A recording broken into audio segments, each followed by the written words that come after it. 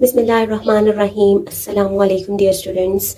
आज के इस लेक्चर वीडियो में हम एक्सरसाइज 1.2 के क्वेश्चन नंबर 5 और 6 को डिस्कस करेंगे, जिसका टॉपिक है अरेंजमेंट ऑफ रैशनल नंबर्स। तो अरेंजमेंट ऑफ रैशनल नंबर्स में सबसे पहले आपने जो बात याद रखनी है उसके ये 3 स्टेप्स हैं जिनको आपने फॉलो करना है। सबसे फर्स्ट स्टेप क्या है? फर्स्ट स्टेप में है right given rational numbers with positive denominator. जब भी आपके पास रैशनल नंबर्स गिवन होंगे, आपने क्या करना है, रैशनल नंबर्स को दोबारा लिखना है अगर उनके डिनोमिनेटर्स में से कोई डिनोमिनेटर नेगेटिव है। आपने सबसे पहले उनके डिनोमिनेटर्स को पॉजिटिव बनाना है, ठीक है। नेक्स्ट स्टेप ये है कि जो आपने डिनोमिनेटर्स पॉजिटिव किए हैं उनका आपने एलसीएम लेना है।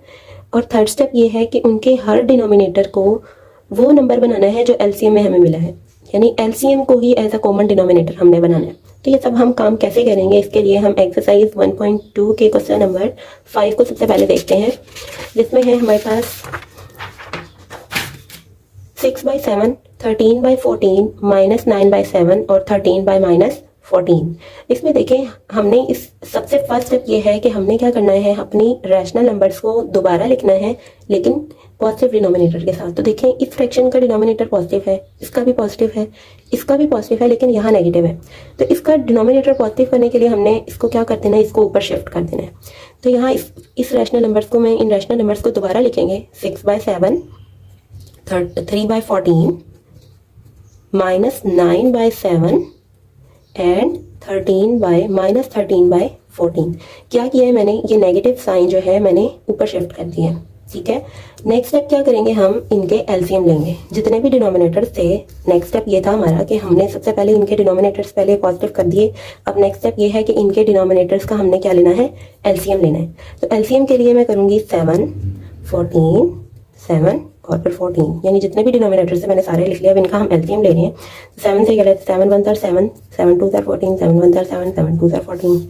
और यहाँ पे फिर दोबारा से 1 आ गया, 2 1 2, 1 एंड 2 1 2। तो हमारे पास जो एलसीएम आ रहा है, 2 7 14।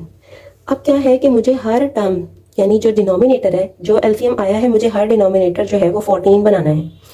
जो भी एलसीएम आएगा, आपने हर सवाल में वही कॉमन डिनोमिनेटर बनाना है फ्रैक्शंस का।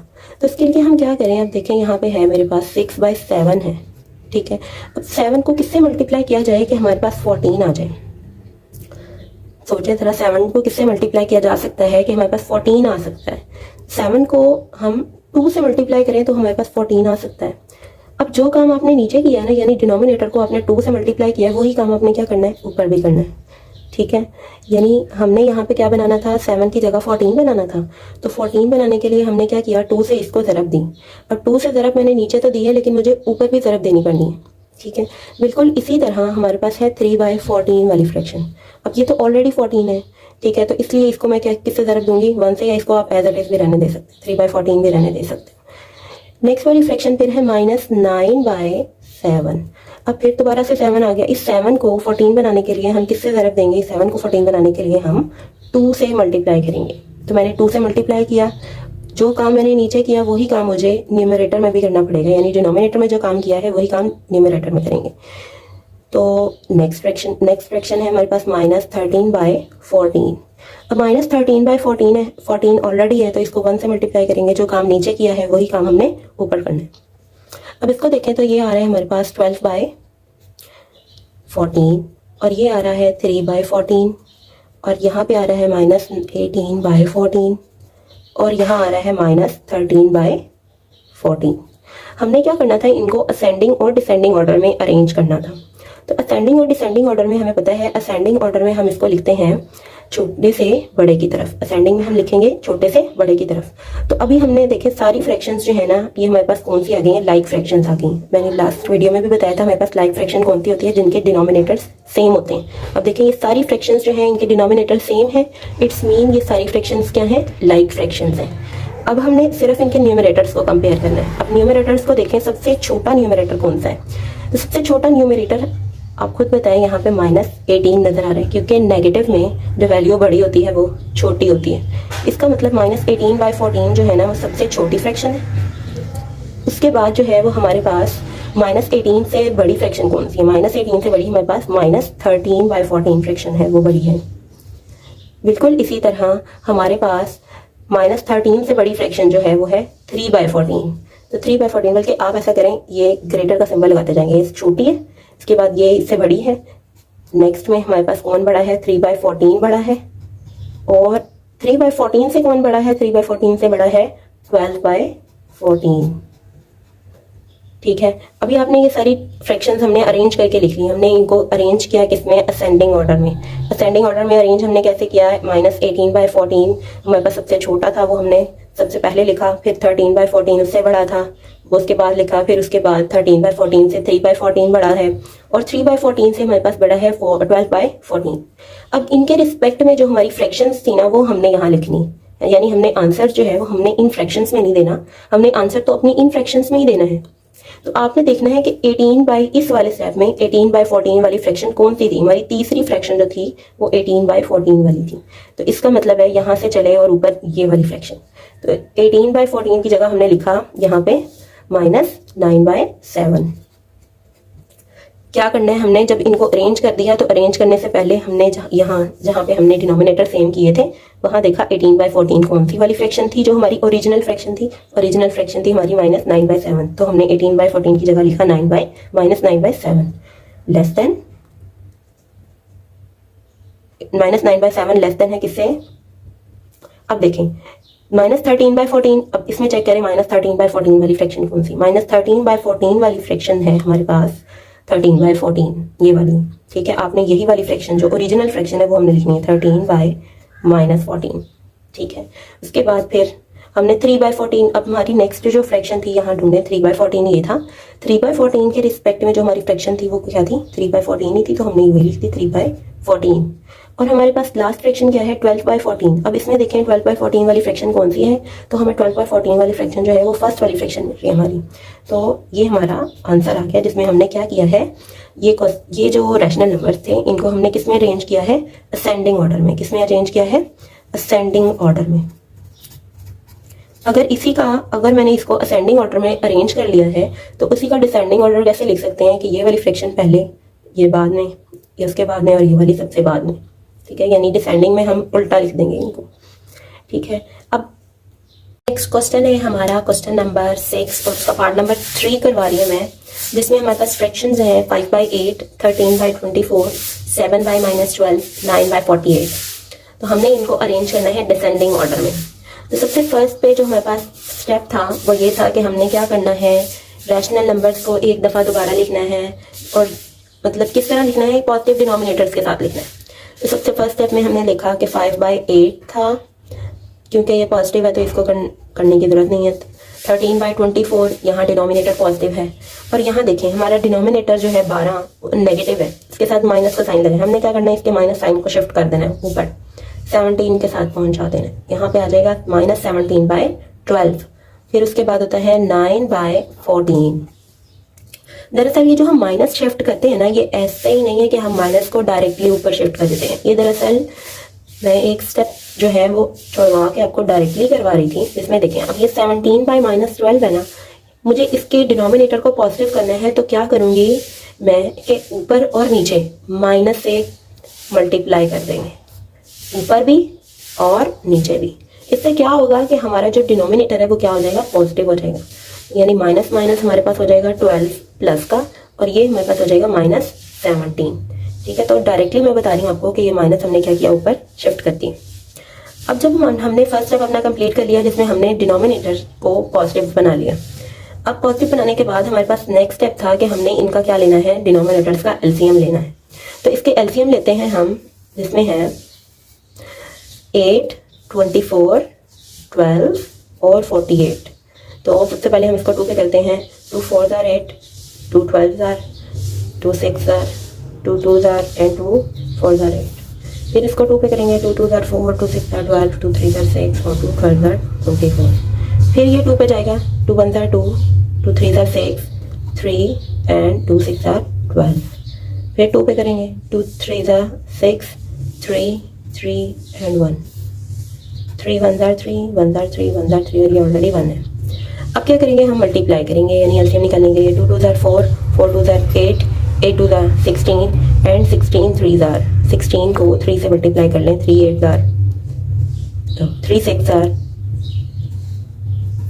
3 और ये हो गया हमारे पास 48। एलसीएम हमारे पास क्या आ गया इसका 48। अब क्या करेंगे हमने देखना है, हमने हर डिनोमिनेटर को 48 बनाना है। हर डिनोमिनेटर को हम क्या बनाएंगे 48। तो उसके लिए क्या करूंगी, यहाँ पे लिखा हमने, तो उसके लिए लिखा हमने 5/8। अब 5/8 यानी 8 को किससे मल्टीप्लाई किया जाए कि 48 हमारे पास बन जाए। तो अब देखें 8 को मल्टीप्लाई करें तो 8 का टेबल भी पढ़ लें तो 8 6 और 48। ठीक है, तो मैंने किससे मल्टीप्लाई किया 6 से, ऊपर भी किससे करना पड़ेगा, हमें 6 से ही मल्टीप्लाई करना पड़ेगा। सेम इसी तरह यहाँ पे है 13/24। अब 13/24 है, 24 को किससे मल्टीप्लाई किया जाए कि हमारे पास 48 बन जाए। तो 24 का अगर हम टेबल पढ़ना स्टार्ट करें तो 24 2 हजार क्या आएगा 48 आएगा। जो काम नीचे किया है, जो काम डिनोमिनेटर में किया, वही काम ऊपर न्यूमरेटर में करना है। यानी 2 से मल्टीप्लाई किया था डिनोमिनेटर में, न्यूमरेटर में भी 2 से मल्टीप्लाई करना पड़ेगा। नेक्स्ट है -17 और 12। अब इनको 12 को किससे मल्टीप्लाई किया जाए कि हमारे पास क्या आ जाए 48 आ जाए। तो 12 4 48 होते हैं, 12 का टेबल पढ़े तो 12 4 48। और यहाँ से हमने ऊपर भी किससे मल्टीप्लाई करना है 4 से ही। सेम इसी तरह 9/48 है, इसको किससे मल्टीप्लाई किया जाए। अब ये ऑलरेडी 48 है तो हम इसको 1 से मल्टीप्लाई करेंगे, ऊपर भी 1 से मल्टीप्लाई करेंगे, या आप इस फ्रैक्शन को एज इट इज भी लिख सकते हैं, इसको ना मल्टीप्लाई करें। अब उसके बाद हम फ्रैक्शंस देखते हैं हमारे पास क्या बन गई। ये बन गई 5 6 30 और ये 48। इसी तरह 13 2 26 और ये बन गई 48। यहाँ पे -17 को 4 से मल्टीप्लाई कर लें, 4 6, यहाँ आ जाएगा -68/48। नेक्स्ट है 9/48। ठीक है, अब देखें हमने क्या करना था, इनको डिसेंडिंग ऑर्डर में अरेंज करना था। डिसेंडिंग ऑर्डर का मतलब है बड़े से छोटे की तरफ, बड़े से छोटे की तरफ हमने अरेंज करना है। यानी सबसे पहले हमने बड़ा नंबर तलाश करना है। अब देखें ये सारी फ्रैक्शंस क्या है, लाइक है। जब सारी फ्रैक्शंस लाइक हैं, इसका मतलब है हमने क्या करना है, सिर्फ उनके न्यूमरेटर्स को देखना है, कौन बड़ा है कौन छोटा है। तो देखें सबसे बड़ी वैल्यू अगर देखें तो -68 लग रही है या 30 लग रही है। देखिए माइनस में जो नंबर, जितना भी बड़ा नंबर हो वो छोटा होता है, इसका मतलब ये वाली फ्रैक्शन सबसे छोटी है। अब इन तीनों में देखें तो हमारे पास यहाँ 30 है, 26 है और 9 है। तो इसका मतलब है सबसे बड़ी वाली फ्रैक्शन जो है वो 30/48 है। 30/48 सबसे बड़ा नंबर है। ठीक है, उसके बाद इससे छोटा कौन है, इससे छोटा हमारे पास 26/48 है। 26/48 लिखा। अब इससे छोटा नंबर हमारे पास कौन है, इससे छोटा नंबर हमारे पास 9 है, +9। तो हमने वो लिखा 9/48। अब बिल्कुल इसी तरह इससे छोटा नंबर हमारे पास कौन है, इससे छोटा नंबर है हमारे पास -68/48 जो कि सबसे छोटा है। ठीक है, इन सारी फ्रैक्शंस में से। अब हमने क्या करना है, अपने क्वेश्चंस, जो हमें क्वेश्चन गिवन था, जो फ्रैक्शंस गिवन थी, हमें आंसर भी उन्हीं फ्रैक्शंस में देना है।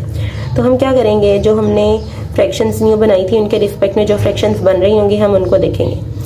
जैसे देखें 30/48 सबसे पहली वाली फ्रैक्शन है। अब देखें यहाँ से ढूंढे 30/48 ये है। 30/48 की ओरिजिनल फ्रैक्शन कौन सी थी, 30/48 की ओरिजिनल फ्रैक्शन थी 5/8। तो हमने यहाँ लिखा 5/8 ग्रेटर है। अब किससे ग्रेटर है, नेक्स्ट वाली फ्रैक्शन है 26/48। अब 26/48 यहाँ से चेक करें, 26/48 ये रहा। अब 26/48 की ओरिजिनल फ्रैक्शन चेक करें क्या है, तो इसकी ओरिजिनल फ्रैक्शन है 13/24।